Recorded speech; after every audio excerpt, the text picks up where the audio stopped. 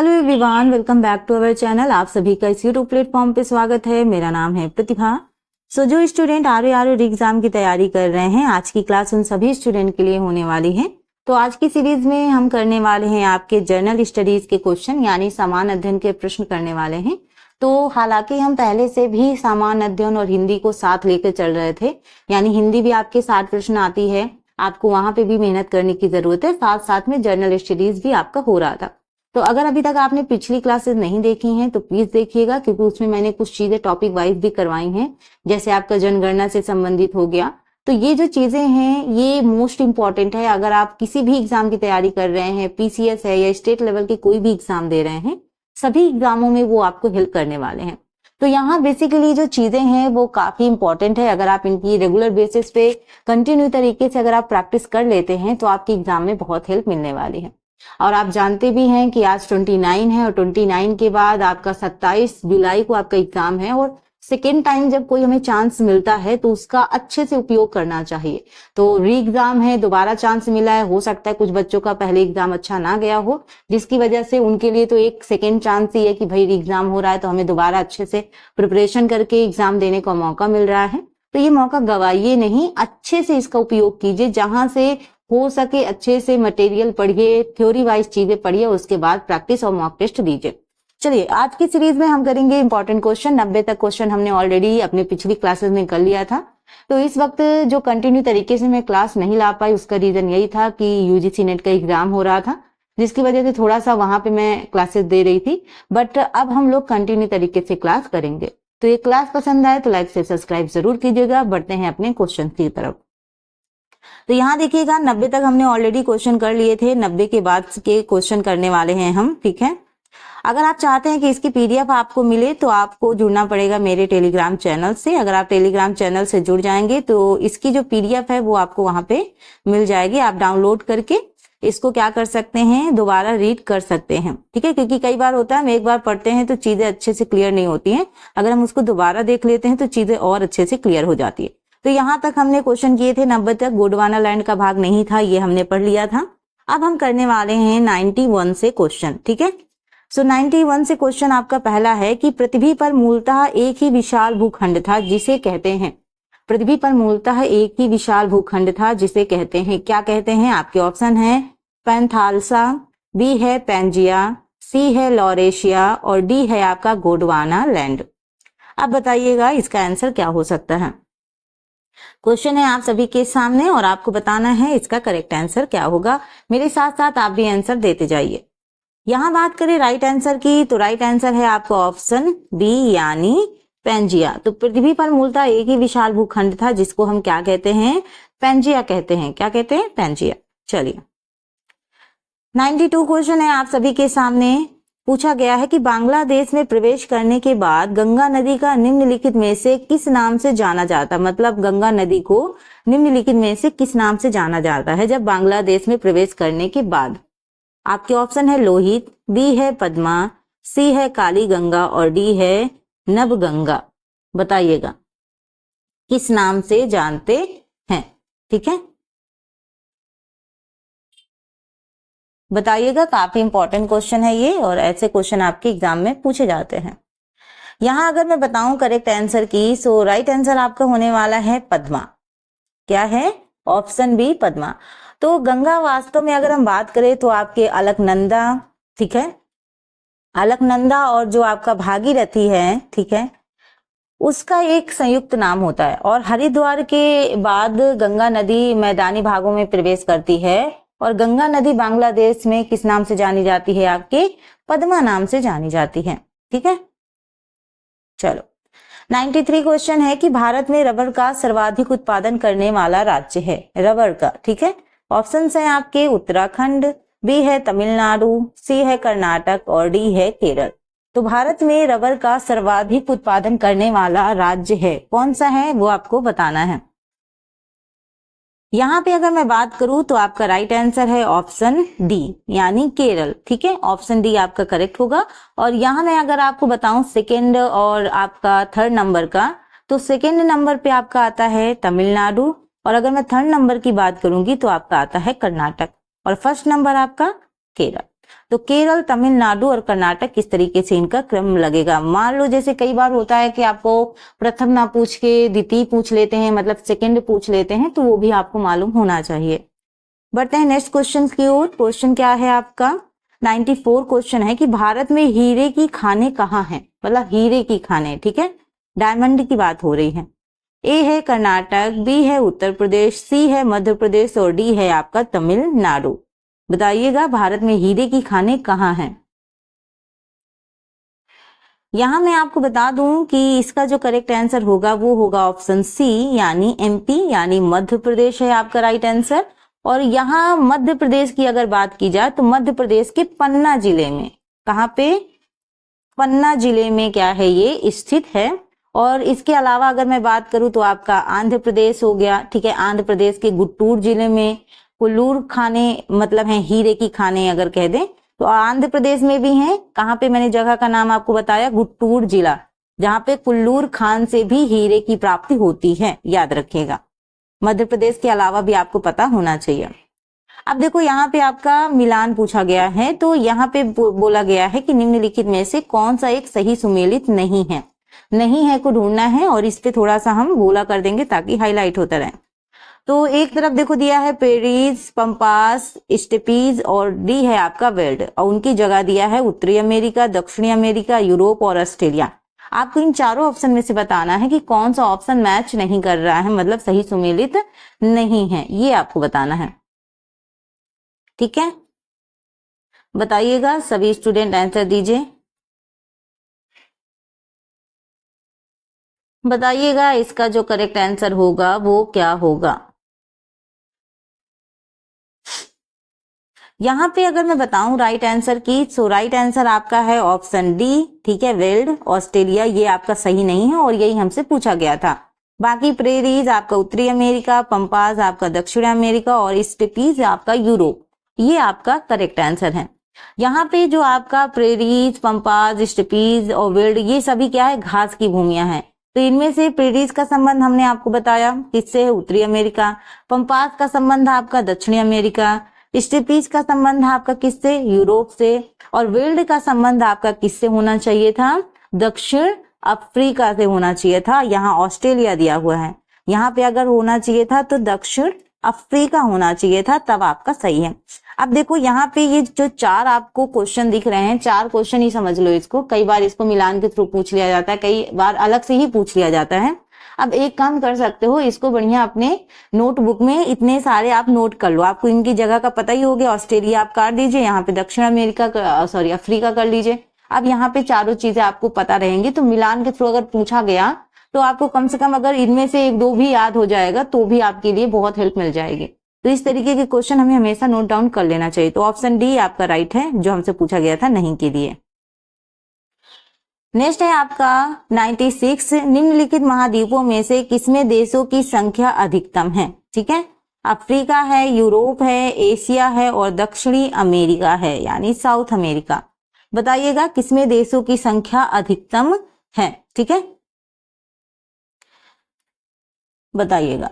तो यहां अगर हम बात करें, आपका राइट आंसर है अफ्रीका, ठीक है। सो यहाँ अगर अफ्रीका की बात की जाए तो अफ्रीका में 54 कंट्री हैं, देश हैं, ठीक है। वहीं अगर हम यूरोप महाद्वीप में बात करें तो यूरोप महाद्वीप में आपका 51 देश हैं। अगर मैं बात करूं एशिया महाद्वीप में तो एशिया महाद्वीप में 50 हैं। और दक्षिणी अमेरिका महाद्वीप में बात की जाए तो 12 है। तो सबसे ज्यादा किसके हुए, अफ्रीका के हुए। तो राइट आंसर आपका अफ्रीका जाएगा, ठीक है। चलो 97 क्वेश्चन है आप सभी के सामने, पूछा गया है दस्त-ए-लूट अवस्थित है ईरान में, लीबिया में, केन्या में या फिर नाइजीरिया में। तो दस्त-ए-लूट अवस्थित है ईरान में, लीबिया में, केन्या में या फिर नाइजीरिया में। बताइएगा इसका जो करेक्ट आंसर होगा वो क्या होगा। यहां बात की जाए तो इसका जो राइट आंसर है वो है आपका ईरान में। तो ईरान में स्थित जो दस्त-ए-लूट है, ठीक है, ये विश्व का 25वां सबसे बड़ा रेगिस्तान है। कौन से नंबर का, 25वां सबसे बड़ा रेगिस्तान है और यह विश्व के सबसे सूखे और गर्म स्थानों में से एक माना जाता है। 98 क्वेश्चन है आप सभी के सामने। निम्नलिखित में से किस पर्वतों का सागर कहा जाता है, मतलब किसे पर्वतों का सागर कहा जाता है, किस नहीं, किसे पर्वतों का सागर कहा जाता है? जापान, ब्रिटिश कोलंबिया, दक्षिण अमेरिका का पश्चिमी तट और डी है आपका दक्षिण पूर्व एशिया। बताइएगा किसे पर्वतों का सागर कहा जाता है? तो यहां अगर बताएं राइट आंसर तो आपका ऑप्शन बी होगा, ब्रिटिश कोलंबिया। ठीक है, ऑप्शन बी आपका करेक्ट हो जाएगा। तो जापान को हम क्या कहते हैं? उगते हुए सूरज का देश कहा जाता है। क्या कहा जाता है? उगते हुए सूरज का देश कहा जाता है। अगर हम यहाँ पे दक्षिण अमेरिका की बात करें तो दक्षिण अमेरिका के पश्चिमी तट पर जो स्थित है आपका चिली, ठीक है, तो चिली की जो युकिका माता खान है वो तांबे के लिए विश्व प्रसिद्ध है, ये याद रखिएगा। अगर हम यहाँ पे दक्षिण अमेरिका का पश्चिमी तट की बात करें तो यहाँ पे स्थित जो चिली है उसकी युकिका माता जो खान है, नाम मैं लिख देती हूँ, युकिका माता खाने हैं, वो तांबे के लिए प्रसिद्ध हैं। ठीक है, विश्व प्रसिद्ध है एक तरीके से बात की जाए। ठीक है, और इसे विश्व की तांबा राजधानी भी कहा जाता है, याद रखिएगा। ठीक है, बहुत इंपॉर्टेंट क्वेश्चन है। देखो एक क्वेश्चन के अलावा भी हमें और सारे क्वेश्चंस भी इससे रेडी हो रहे हैं ऑप्शंस के माध्यम से। तो देखो अगर हम ऑप्शंस को भी अच्छे से करें ना तो हमारे कई सारे क्वेश्चन ऑलरेडी तैयार हो जाएं। वहीं अगर हम दक्षिण पूर्व एशिया की बात करें तो विश्व का सबसे जो ऊंचा पठार है कौन सा? पामीर का पठार, ठीक है, वो है, और इसे हम क्या कहते हैं? विश्व की छत भी कहते हैं। तो यहाँ देखिएगा आपके कई सारे क्वेश्चन रेडी हो गए। बाकी करेक्ट आंसर है आपका ब्रिटिश कोलंबिया। चलिए मूव ऑन करते हैं अपने नेक्स्ट क्वेश्चन की ओर। नेक्स्ट क्वेश्चन है आपका 99। निम्नलिखित में से कौन रामसर कन्वेंशन के अंतर्गत रामसर स्थल है? ठीक है, रामसर कन्वेंशन के अंतर्गत रामसर स्थल है गोदावरी डेल्टा, बी है कृष्णा डेल्टा, सी है सुंदरवन और डी है आपका भोज आद्र स्थल। बताइएगा इसका आंसर क्या हो सकता है? यहाँ पे बताऊं आपको करेक्ट आंसर, तो आपका ऑप्शन डी होगा, भोज आद्र स्थल। अब इसके बारे में थोड़ा सा और जान लेते हैं। तो विश्व में आर्द्र भूमि के संरक्षण हेतु जो रामसर है, जिसको हम आर्द्र भूमि कहते हैं, इसमें संधि की गई और भारत ने फरवरी, ठीक है, अगर हम बात करें तो फैब 1982 में, ठीक है, कुछ संधि वाले देशों की सूची में शामिल हुआ। और भारत रामसर के बात करें तो एक तरीके से पक्षकार भी है और बहुत से क्षेत्रों को रामसर स्थल घोषित भी किया है, जिनमें से जो आपका भोज आद्र स्थल है उनमें से एक है। ठीक है, तो आपका करेक्ट आंसर होगा ऑप्शन डी। 100 क्वेश्चन है आपके लिए। निम्नलिखित में से कौन सा सबसे गहरा सागर है? ए है दक्षिण चीन सागर, बी है बेरिंग सागर, सी है आपका भूमध्य सागर और डी है आपका जापान सागर। तो दक्षिण चीन सागर, बेरिंग सागर, भूमध्य सागर और जापान सागर, आपको बताना है सबसे गहरा सागर कौन सा है। बताइएगा, यहाँ पे बताएं अगर राइट आंसर आप सभी को, तो यहाँ आपका जो करेक्ट आंसर होगा वो होगा आपका दक्षिणी, मतलब दक्षिण चीन सागर आपका राइट आंसर है। तो बात की जाए तो प्रशांत सागर के अंतर्गत कई सीमांत और आंतरिक महासागर हैं। तो इसमें आपका बेरिंग सागर है, जापान सागर है, पीला सागर है, ओकास्टक सागर है, दक्षिणी चीन सागर है, जावा सागर है, और उसके अलावा अगर बात की जाए तो सुलोवेसी सागर है। बहुत सारे सागर हैं इसमें से। ठीक है, तो जो दक्षिण चीन सागर है वो क्या है? सबसे गहरा सागर है। 101 सगुन आ गया आप सभी के सामने। एक परिस्थिति तंत्र में निम्नलिखित में से कौन प्राथमिक उपभोक्ता है? चींटी, हिरण, लोमड़ी या फिर बाघ? तो एक परिस्थिति तंत्र में कौन प्राथमिक उपभोक्ता है, ये आपको बताना है। बताइएगा। यहां बात की जाए आपके राइट आंसर की, सो राइट आंसर होगा आपका, एक सेकेंड, इसमें कूट भी दिया हुआ है। ठीक है, तो कूट के हिसाब से आपको बताना है इसका करेक्ट आंसर क्या होगा। ठीक है, ये आपको नीचे कूट दिया हुआ है और ये आपके क्वेश्चन है। बताइएगा आंसर क्या होगा। यहाँ पे बात की जाए तो राइट आंसर आपका होगा ऑप्शन ए, यानी पहला और दूसरा, ये आपका करेक्ट होगा, यानी चींटी और हिरन। यहाँ पे चींटी और हिरन यानी फर्स्ट एंड जो आपका सेकंड है ये आपका करेक्ट होगा। यहाँ पे देखो जो शाकभक्षी प्राणी हैं वो प्राथमिक उपभोक्ता हैं, क्योंकि वो उत्पादकों यानी जो पौधे हैं उनके सहारे जीते हैं। तो जंगल में ऐसे प्राणी होते हैं जैसे कीड़े मकोड़े हो गए, सरीसृप हो गए, या फिर हम बात करें पक्षी हो गए, स्तनपायी हो गए, यहाँ पे जो चींटी है और हिरण है ये प्राथमिक उपभोक्ता है, जबकि अगर हम बाघ और लोमड़ी की बात करें, ठीक है, तो ये क्या है आपके द्वितीयक उपभोक्ता हैं। ठीक है, कौन से? द्वितीयक उपभोक्ता हैं, क्योंकि वे शाक भक्षियों को खाकर जीवित रहते हैं। तो इसलिए करेक्ट आंसर होगा आपका पहला और दूसरा, यानी चींटी और हिरण। ठीक है, बढ़ते हैं नेक्स्ट क्वेश्चन की ओर। नेक्स्ट क्वेश्चन है आपका क्वेश्चन नंबर 102 और 102 में पूछा गया है आपसे, ठीक है, कुछ स्टेटमेंट दी गई हैं, उनको आपको बताना है। सॉरी, अभी कथन और कारण वाला क्वेश्चन है। कथन है आपका बायोम एक पारिस्थितिकी तंत्र होता है। रीजन क्या है आपका? कारण, इनमें एक प्रदेश के जैव एवं अजैव दोनों तत्व सम्मिलित किए जाते हैं। बताइएगा क्या दोनों आपके जो कथन और कारण हैं क्या दोनों सही हैं? कौन सा सही है कौन सा नहीं सही है ये आपको बताना है। कोड नीचे दिया हुआ है, कोड को देखिए और फिर बताइए राइट आंसर क्या होगा। तो यहाँ अगर बात की जाए करेक्ट आंसर की, तो स्टूडेंट आपका करेक्ट आंसर क्या होगा? सभी लोग जल्दी जल्दी बताएं। यहाँ पे आपका राइट आंसर है ऑप्शन ए, यानी ए आर दोनों सही है और आर ए की सही एक्सप्लेनेशन है। तो यानी बायोम एक पारिस्थितिकी तंत्र होता है, ये भी सही है, और जो कारण दिया है वो भी सही है कि इनमें एक प्रदेश के जैव एवं अजैव दोनों तत्व सम्मिलित किए जाते हैं। तो देखो, किसी प्रदेश की जो जलवायु होती है, जो मिट्टी होती है, उनके कारकों में सामंजस्य स्थापित करना, ठीक है, जैव समुदाय को विकसित करना एक तरीके का बायोम कहलाता है। अगर हम बायोम की बात करते हैं कि भाई बायोम किसे कहते हैं, उसकी बात मैं कर रही हूँ। तो यहाँ पे इसके अंतर्गत अगर हम बात करें तो आपके वनस्पति हैं, आपके जीव हैं, ये सारे समूह सम्मिलित किए जाते हैं। तो आपका करेक्ट आंसर है ऑप्शन ए। बढ़ते हैं नेक्स्ट क्वेश्चन की ओर। नेक्स्ट क्वेश्चन है 103 और पूछा क्या गया है आपसे कि निम्नलिखित दिशाओं में से कौन सी वैश्विक ताप वृद्धि यानी वैश्विक तापमान को बढ़ावा देता है? आपके ऑप्शंस हैं, पहला हिमानियों का पिघलाव, दूसरा सागर तल में उत्थान, तीसरा मौसमी दिशाओं में परिवर्तन और चौथा है वैश्विक तापमान में वृद्धि। तो नीचे कोड दिए हुए हैं, ऊपर क्वेश्चन देखिए और फिर बताइएगा कि इसका करेक्ट आंसर क्या होगा। क्वेश्चन नंबर 103 बताइए।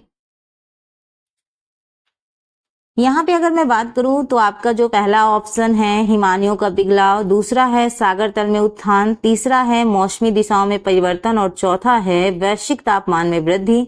ये सभी ऑप्शंस आपके करेक्ट हैं, यानी जो आपका राइट आंसर जाएगा वो आपका होगा ऑप्शन डी। ठीक है, आपका जो ऑप्शन डी है ये आपका राइट आंसर है। तो ग्लोबल वार्मिंग क्या होती है? वैश्विक औसत तापमान में जब वृद्धि हो जाती है तो उसी को हम क्या बोलते हैं? ग्लोबल वार्मिंग बोलते हैं। ठीक है, तो यहाँ पे एक तरीके से इसका कारण क्या है? पर्यावरण प्रदूषण। ठीक है, सबसे बड़ा कारण क्या है? पर्यावरण प्रदूषण है, जो एक तरीके से ग्रीन हाउस गैस के उत्सर्जन में सबसे ज्यादा क्या है? उत्तरदायी है, सबसे ज्यादा रिस्पॉन्सिबल है। तापमान में वृद्धि का जलवायु के साथ साथ जो आपके जीवधारी हैं उन पर भी गलत प्रभाव पड़ता है। मौसमी दशाओं में भी परिवर्तन होता है, जिसकी वजह से ग्लोबल वार्मिंग और भी खतरनाक हो जाती है। तो यहाँ पे करेक्ट आंसर आपके जो चारों ऑप्शंस हैं, ये चारों ऑप्शन आपके क्या होंगे? राइट आंसर होंगे। और बढ़ते हैं नेक्स्ट क्वेश्चन की ओर। नेक्स्ट क्वेश्चन है आपका 104। 104 क्वेश्चन में क्या पूछा गया है आपसे? पारिस्थितिकी तंत्र की संकल्पना का श्रेय दिया जाता है, किसको दिया जाता है? ऑप्शन ए है एजी टांसले को, बी है सीसी पार्क को, सी है आपका एफ आर फोर्सबर्ग को, या फिर डी है इनमें से कोई नहीं। बताइएगा, पारिस्थितिकी तंत्र की संकल्पना का श्रेय दिया जाता है। देखो, एग्जाम में डिफिकल्ट क्वेश्चन तो पूछे जाते हैं, लेकिन इसका मतलब ये नहीं है कि इजी क्वेश्चन आपके बिल्कुल नहीं आएंगे। कई बार हम डिफिकल्ट पढ़ते रहते हैं और इजी पे ध्यान ही नहीं देते, वही क्वेश्चन हमारे गलत हो जाते हैं। तो यहाँ पे हर तरीके के क्वेश्चन करना जरूरी है।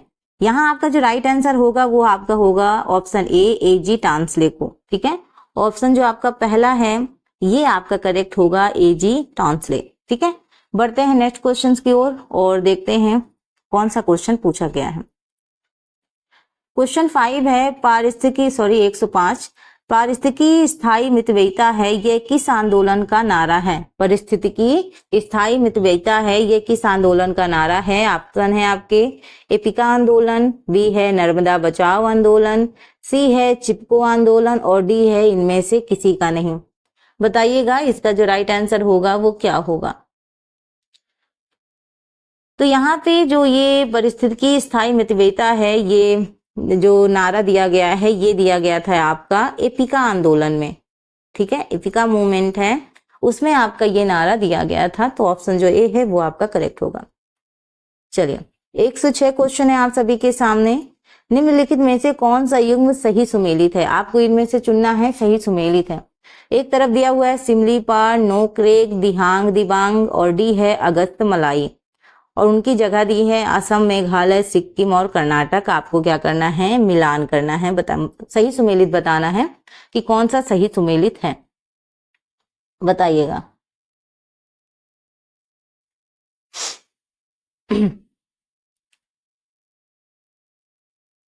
बताइएगा इसका जो करेक्ट आंसर है वो क्या होगा। तो वो होगा आपका ऑप्शन बी, यानी नोकरेक मेघालय। ठीक है, नोकरेक जो है आपका मेघालय, ये आपका क्या होगा? करेक्ट आंसर होगा। यहाँ पे आप याद रखिएगा, नोकरेक रिज और बल्फारकम जो राष्ट्रीय उद्यान है वो मेघालय में है। ठीक है, सिमलीपाल और जो आपका भितरकनिका ये राष्ट्रीय उद्यान आपका कहाँ है? असम में ना होके कहाँ है आपका? उड़ीसा में है। ठीक है, उड़ीसा याद रखिएगा। वहीं अगर मैं बात करूं दिहांग दिबांग की, तो दिहांग दिबांग, नामदफा, मावलिंग ये सब कहाँ है आपका? अरुणाचल प्रदेश में है। ठीक है, एक सेकेंड, अरुणाचल प्रदेश। ठीक है, और अगर मैं बात करूं आपका अगस्त मलाई, तो ये आपका क्या है? तमिलनाडु में है। ठीक है, एक बार मैं फिर से आपको बता देती हूँ, आपका करेक्ट आंसर है ऑप्शन बी, यानी नोकरेक। बाकी हमने सिमलीपाल की बात करी, तो सिमलीपाल का हमने आपको क्या बताया? सिमलीपाल, और उसके अलावा और भी याद रख लीजिए, भितरकनिका हमने आपको बताया उड़ीसा। ठीक है, दोबारा मैं इसलिए बता रही हूँ कि आप नोट डाउन कर सको। ठीक है, दिहांग दिबांग की अगर हमने बात की, तो दिहांग दिबांग का हमने आपको क्या बताया स्टूडेंट? उसके अलावा ये भी याद रखिएगा, नामदफा है, मावलिंग है, ये आपका कहाँ है? अरुणाचल प्रदेश में है। क्या है? अरुणाचल प्रदेश में है। अगस्त मलाई की हमने बात की, तो वो आपका कहाँ पे है? तमिलनाडु में है, ना कि कर्नाटक में। तो हमसे राइट आंसर पूछा गया था, तो राइट मिलान जो है वो आपका बी है। बाकी जो ये असम, सिक्किम, मेघालय गलत है। सही ऑप्शन मैंने आपको बता दिया। क्वेश्चन नंबर 107 है आप सभी के सामने कि एक कटा हुआ हीरा जगमगाहट के साथ चमकता है। ऑप्शन ए है पूर्ण आंतरिक परावर्तन के कारण, बी है प्रकाश के अवशोषण के कारण, सी है कुछ स्वाभाविक गुण के कारण, और डी है इसके आणविक संरचना के कारण। तो ये कटा हुआ हीरा जगमगाहट के साथ चमकता है, ये क्वेश्चन आपसे पूछा गया है। बताइएगा इसका एक क्या कारण है, मतलब बताइएगा आंसर क्या सही होगा। क्वेश्चन ध्यान से देखें और फिर बताएं।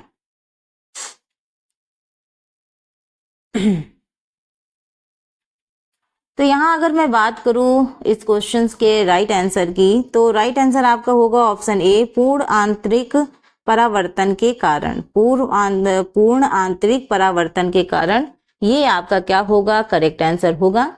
यहाँ पे बात करें तो प्रकाश संघनन माध्यम से विरल माध्यम में जा रहा हो, अपवर्त जो कोण है वो आंतरिक कोण से बड़ा हो, तो ये और भी रीजन है इसके। चलो, निम्नलिखित में से किस परिघटना का उपयोग ऑप्टिकल फाइबर में किया जाता है? ऑप्शन है व्यक्तीकरण, बी है अपवर्तन, सी है पूर्ण आंतरिक परावर्तन, और डी है आपका ध्रुवण। तो किस परिघटना का उपयोग ऑप्टिकल फाइबर में किया जाता है? तो यहां बता दें, इसका करेक्ट आंसर होगा पूर्ण आंतरिक परावर्तन। ठीक है, टोटल इंटरनल रिफ्लेक्शन। यहाँ पे बात की जाए तो ऑप्टिकल फाइबर प्रकाश सिग्नल को उसकी तीव्रता में बिना क्षय हुए एक स्थान से क्या करता है? दूसरे स्थान पर स्थानांतरित कर सकता है। तो प्रकाश जो तंतु है को क्वार्टजाइट कांच के बहुत लंबे और पतले जो कई सारे रेसे होते हैं उनसे मिलकर बना होता है, और यह पूर्ण आंतरिक परावर्तन पर क्या होता है? आधारित होता है। क्वेश्चन नंबर 109, निम्नलिखित में से कौन विद्युत का सर्वोत्तम चालक है? ठीक है, आपका पूछा गया है कौन आपका विद्युत का सर्वोत्तम चालक है। आपके ऑप्शंस हैं माइका, तांबा, स्वर्ण या फिर चांदी। माइका, तांबा, स्वर्ण या फिर चांदी विद्युत का सर्वोत्तम आपका पूछा गया है क्या? चालक, बताइएगा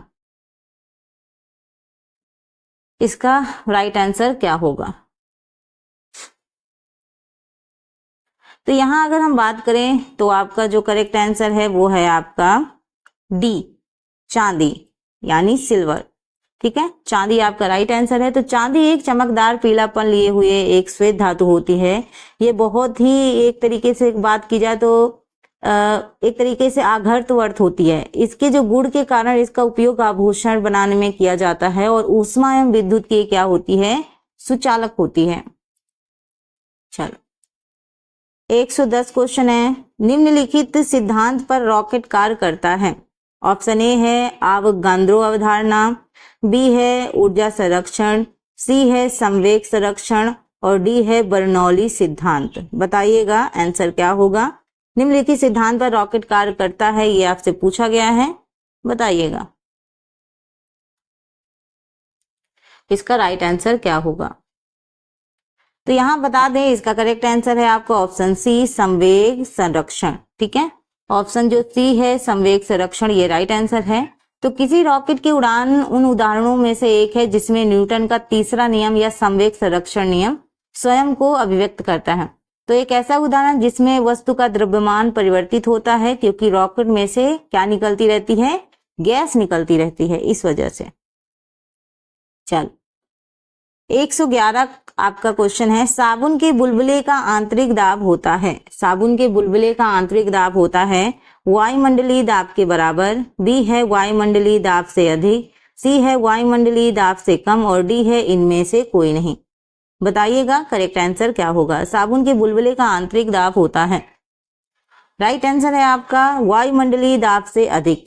ठीक है, ये आपका ऑप्शन जो बी है वो सही होगा। तो साबुन के घोल के बुलबुले बड़े इसलिए बनते हैं क्योंकि जल में साबुन घुलने पर उनका जो पृष्ठ तनाव होता है वो क्या हो जाता है, कम हो जाता है। चलिए क्वेश्चन नंबर 112 है कि निम्नलिखित युक्तियों में से किसको मोटर गाड़ियों के इंजन को ठंडा करने के लिए प्रयोग में लिया जाता है। ऑप्शन ए है पॉलीग्राफ, बी है टरबाइन, सी है रेडिएटर और डी है इनमें से कोई नहीं। निम्नलिखित युक्तियों में से किसको मोटर गाड़ियों के इंजन को ठंडा करने के लिए प्रयोग किया जाता है। तो यहां बात करें तो आपका राइट आंसर है ऑप्शन सी रेडिएटर। ऑप्शन जो सी है रेडिएटर ये आपका क्या होगा, सही उत्तर होगा। बढ़ते हैं नेक्स्ट प्रश्न की ओर। और नेक्स्ट आपका जो प्रश्न है वो हरित क्रांति से संबंधित, क्रांति के लिए खेती से संबंधित पूछा गया है। हरित खेती में सन्निहित है, ए है जैविक खेती एवं बागवानी पर जोर, बी है बागवानी तथा पुष्प कृषि पर ध्यान केंद्रित करते समय कीटनाशकों और रासायनिक उर्वरकों से बचाव, सी है आपका क्या पूछा गया है, समेकित कीट प्रबंधन, समेकित पोषण पदार्थ आपूर्ति एवं समेकित प्राकृतिक संसाधन प्रबंधन। ये आपका एक ही है। ठीक है, और आपका डी है खाद्य फसलों बागवानी एवं पुष्प खेती पर जोर। ठीक है, ये जो आपका दिया हुआ है डीई, इसको काट के यहाँ पे डायरेक्ट टी कर दो बस। ठीक, बताइएगा हरित खेती में सन्निहित है, इसका राइट आंसर क्या होगा, बताइएगा। यहाँ पे बात की जाए तो राइट आंसर आपका है ऑप्शन बी बागवानी तथा पुष्प कृषि पर ध्यान केंद्रित करते समय कीटनाशकों और रासायनिक उर्वरकों से बचाव। ऑप्शन बी आपका राइट आंसर है। तो यहाँ पे जो पर्यावरण को ध्यान में रखते हुए जो हरित खेती को प्रोत्साहित किया जा रहा है और इसमें बागवानी और जो पुष्प खेती है उस पर हम ध्यान केंद्रित कर रहे हैं। ठीक है, चलो गोल्डन चावल का एक प्रचुर स्रोत है, vitamin A, vitamin B, vitamin K या फिर विटामिन सी। गोल्डन चावल का प्रचुर स्रोत है, तो यहाँ पे जो आपका राइट आंसर है वो है विटामिन ए। ऑप्शन ए आपका करेक्ट होगा। तो यहाँ पे गोल्डन चावल विटामिन ए का प्रचुर स्रोत है, जबकि नींबू संतरा आपके किस में आते हैं, विटामिन सी में, मतलब खट्टे पदार्थ आप कह सकते हो। ठीक है, खट्टे पदार्थ आपका विटामिन सी में होता है। और टमाटर और हरी सब्जियों की बात की जाए तो टमाटर और हरी सब्जियां विटामिन के प्रचुर स्रोत हैं। टमाटर और आपका हरी सब्जियां, ग्रीन वेजिटेबल। ठीक, चलिए क्वेश्चन नंबर 115 है, आप सभी के सामने पूछा गया है, निम्नलिखित आम की किस्म में से कौन दशहरी और नीलम के क्रॉस से विकसित की गई है। चौसा, मल्लिका, अल्फांसो या फिर आम्रपाली। बताइएगा। ये किस्म की नाम है, अलग अलग जगह अलग अलग प्रजातियां उत्पन्न होती हैं, तो उस हिसाब से आपसे पूछा जा रहा है। बताइएगा इसका करेक्ट आंसर क्या हो सकता है। आपके सामने क्वेश्चन पूछा गया है आम की किस्म के बारे में और आपको बताना है इसका राइट आंसर क्या होगा। तो यहाँ पे करेक्ट आंसर आपका होने वाला है आम्रपाली। ऑप्शन जो डी है वो आपका करेक्ट होगा, आम्रपाली। चलिए 116 क्वेश्चन है। निम्नलिखित में से कौन पादप हार्मोन है? ऑप्शंस हैं आपके इंसुलिन, थायरॉक्सिन, सी है साइटोकाइनिन या फिर डी है एस्ट्रोजन। बताइएगा कौन पादप हार्मोन है, ये आपको बताना है। पादप हार्मोन कौन से हैं ये आपको बताना है। तो यहां अगर मैं बता दूं आपको करेक्ट आंसर तो आपका होगा ऑप्शन सी साइटोकाइनिन। ठीक है, साइटोकाइनिन आपका क्या है, सही आंसर है। तो ये क्षारीय प्रकृति का हार्मोन्स है। इसका संश्लेषण पौधों की जड़ों के अग्र सिरों पर किया जाता है या होता है। नेक्स्ट है येलो वेन मोजेक गंभीर बीमारी है बैगन की, भिंडी की, मटर की या फिर पत्ता गोभी की। बताइएगा येलो वेन मोजेक किसकी बीमारी है? सो ये है आपकी भिंडी की, लेडी फिंगर। ठीक है, आपकी किसकी बीमारी है ये? सो ये बीमारी है आपकी भिंडी की। तो पीत सिरा रोग जिसको हम कहते हैं येलो वेन मोजेक, तो ये भिंडी की एक ऐसी बीमारी है जो भिंडी को एक तरीके से विषाणु बना देती है। इसमें क्या होता है कि एक सफेद मक्खी द्वारा ये चीजें फैलती है, मतलब इसमें क्या होता है सफेद मक्खी ये सारा रोग फैलाती है। नेक्स्ट आपका क्वेश्चन है निम्नलिखित में से किसके कारण टमाटर का रंग लाल होता है? तो इस क्वेश्चन का आंसर तो आप सभी दोगे ही क्योंकि इजी क्वेश्चन है। कैप्सिन, केराटिन, एंथ्रोसाइनाइड और डी है लाइकोपिन। सो टमाटर का जो कलर चेंज होता है, रेड होता है, वो लाइकोपिन की वजह से होता है। ऑप्शन जो डी है वो आपका क्या होगा, करेक्ट आंसर होगा। तो टमाटर का जन्म कहाँ हुआ आपका? मैक्सिको, है ना। और भारत में इसका प्रयोग पुर्तगालियों द्वारा किया गया। किसके द्वारा? पुर्तगालियों द्वारा किया गया है। टमाटर उत्पादन में भारत विश्व में कितने नंबर पे है? सेकंड स्थान पे है, याद रखिएगा। सीड्स अगर उत्पादन की बात की जाए तो आपका चाइना, ठीक है, चीन आता है। और मिर्च का जो तीखापन होता है वो किसकी वजह से होता है? वो होता है कैप्सिन की वजह से। गाजर का जो नारंगी रंग होता है वो कैरोटीन की वजह से होता है। टमाटर का लाल रंग मैंने आपको बताया ही लाइकोपिन की वजह से। और जो प्याज का गुलाबी कलर होता है वो होता है आपका एंथ्रोसाइनाइड की वजह से। ठीक है, साइनिन होगा ना कि साइनाइड। ठीक है, एंथ्रोसाइनिन, उसकी वजह से जो प्याज का गुलाबी रंग है वो होता है। चलो यहाँ पे नेक्स्ट क्वेश्चन है आपका, पूछा गया है कि निम्नलिखित में से किसके मापन में फोनोमीटर का उपयोग किया जाता है? प्रकाश के चमकीलेपन की क्षमता, बी है अत्यधिक उच्च ताप, सी है विद्युत चुंबकीय तरंग की आवृत्ति और डी है ध्वनि मापन। तो निम्नलिखित में से किसके मापन में फोनोमीटर का क्या किया जाता है, उपयोग किया जाता है? बताइएगा इसका जो करेक्ट आंसर होगा वो क्या होगा।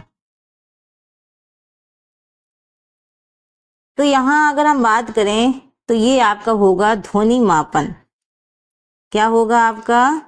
ध्वनि मापन इसका क्या होगा, आपका करेक्ट आंसर होगा। चलिए क्वेश्चन नंबर आपका 120 है। ठीक है, 120 क्वेश्चन है आपका। निम्नलिखित में से किसका नाभिकीय ईंधन के रूप में उपयोग किया जा सकता है?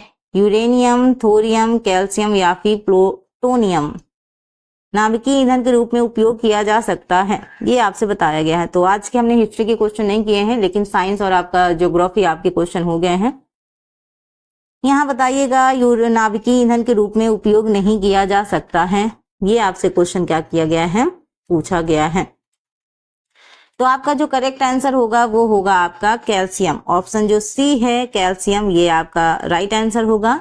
तो यूरेनियम, थोरियम और प्लूटोनियम का उपयोग नाभिकीय ईंधन के रूप में होता है, जबकि कैल्शियम है उसकी प्रकृति में मुक्त अवस्था में नहीं पाया जाता। तो कैल्शियम क्या करता है आपका? हड्डियां, अंडे के छिलके, संघ के मुख्य अवयव होते हैं और इसमें दूध में सर्वाधिक मात्रा में पाया जाने वाला होता है आपका कैल्शियम।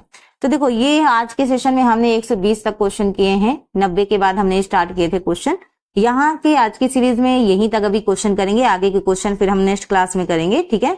तब तक आप थोड़ा सा इंतजार कीजिएगा, अब आपको लगातार सेशन मिलेंगे क्योंकि एग्जाम बहुत करीब है। आपका जुलाई में एग्जाम है 27 जुलाई को, और जब भी पेपर नजदीक होता है तो वैसे भी जितना हमने पढ़ रखा है वो भी हमारे दिमाग से निकलता रहता है कि भाई हमें याद भी है या नहीं याद है, इतना सब पढ़ लिया है, कहीं भूल तो नहीं रहे हैं। तो सबसे इम्पोर्टेंट है कि अब 1 महीने का समय बचा है, रिवीजन करो, रिवीजन के साथ साथ बस इतना करो, मॉक टेस्ट दो। मॉक टेस्ट में आपको खुद मालूम हो जाएगा कि आपने कितने तक, आपने कैसे तैयारी की है, क्या आप जितना आपको नंबर चाहिए क्वालिफाई करने के लिए उतना आप ला पा रहे हो या नहीं ला पा रहे हो, ये थोड़ा सा आपको अंदाजा मिल जाता है।